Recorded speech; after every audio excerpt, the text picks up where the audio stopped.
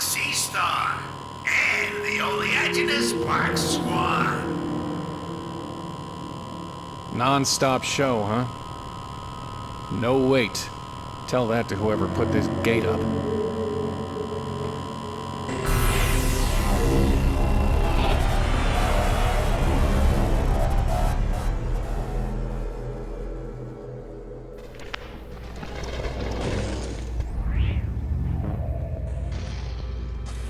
What happened?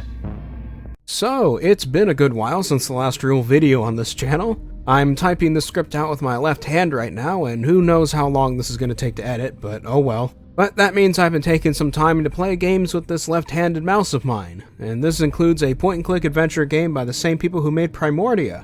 And that means we're getting into some weird stuff today. Weird, interesting, and occasionally unnerving. This is Strangeland.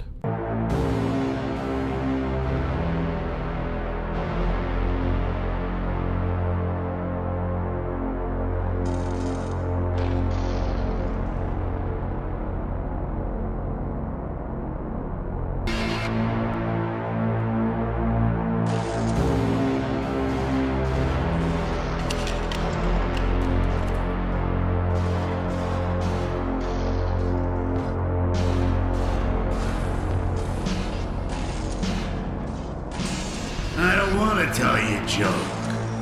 I don't want to tell you anything at all. But you know the problem with me? I never could keep my big mouth shut.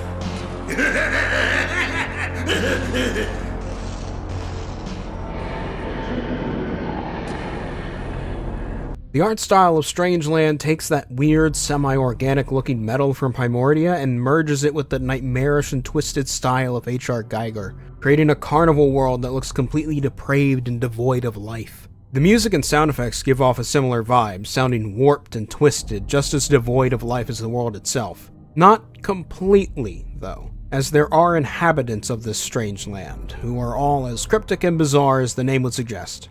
They've all got incredible voice work as well, with Abe Goldfarb coming back from Primordia to voice the main character, among other things. Though I still can't quite but help hear Crispin when he talks. Speaking of, let's get on with the story, shall we?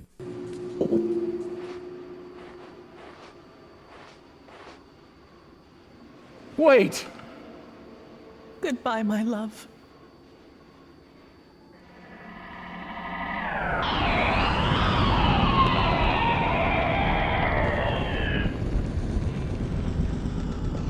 She's gone. Not gone, Querent. Nearly dead. Again and again she comes to this well, to weep and leap at the sound of the shriek. Which of you will save the other? If you thought the story of Primordia was vague or confusing, then this story is only that but more. You play as a man known only as the Stranger, who wakes up outside a demented carnival called Strangeland. If you can't tell, the word strange is going to be used a lot here. The Stranger sees a woman he knows fall into a well over and over, and he makes it his goal to save her and defeat an entity called the Dark Thing. Now, the literal story out of the way, the game makes it very clear that everything in this game is a metaphor for what's really going on. I don't want to spoil it, especially since the devs themselves have said that the true nature of the story is left up to the player, essentially. But I think you can sort of tell what's going on when his own voice is giving him hints on how to save the woman, and how important the woman clearly is to him. And once you figure that out, you start seeing metaphors all over the place, and things pretty quickly start to click into place. But again, I don't want to spoil it for you. And on that note, let's get to the gameplay.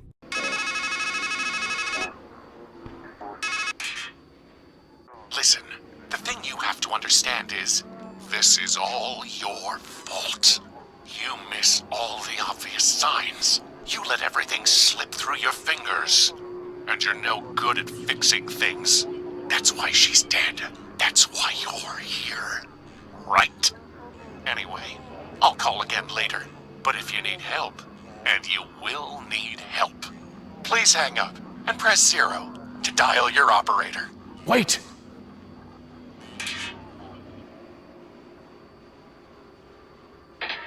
He sounded just like me.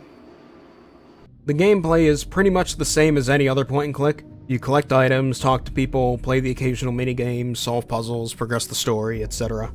Unlike Primordia, however, this game seems to lack the fast travel and note system, which is a bit of a shame, though understandable given that this game is much smaller in scale. And the puzzles are a bit more out there as well this time around, slightly closer to the classic point-and-click Moon logic, so have no shame in using the phone for hints. I'll admit, I even looked up a guide at one point for certain parts. Just don't expect normal logic here and you should be fine. Although, unlike most point-and-click adventure games, the Moon logic does make some sense here, given that this is clearly some sort of metaphorical fever dream of a world and not a literal place, which does give the gameplay a more interesting edge to it. But at the same time, that's about all there is gameplay-wise.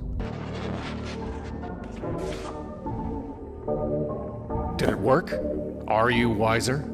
Oh, yes, indeed. I learned that to be blind is better than to burn on a pyre, and that it is easier to be rid of your eyes than the vision that offended you. Can you at least tell me your name? Well, I remember the name Fimble Famby, but whether it's mine or yours, or both of ours, I can't quite say. But who was she? Who are we to rob each other of our forgetfulness? After all, it's written somewhere that the learned man whose lore is deep is seldom happy at heart. And that is Strangeland.